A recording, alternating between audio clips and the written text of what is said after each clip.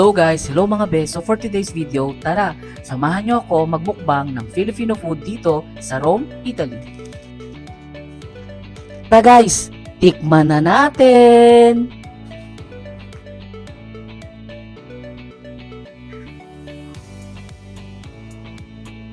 Init-init pa oh. At super sarap din ang kanila. Tama lang yung tamis at yung timpla ng kanilang sauce. First bite. At napakaraming laman niya sa loob. Ayan, meron din siyang egg. Ayan mga guys. So, talagang hindi tinipid yung kanilang siopaw.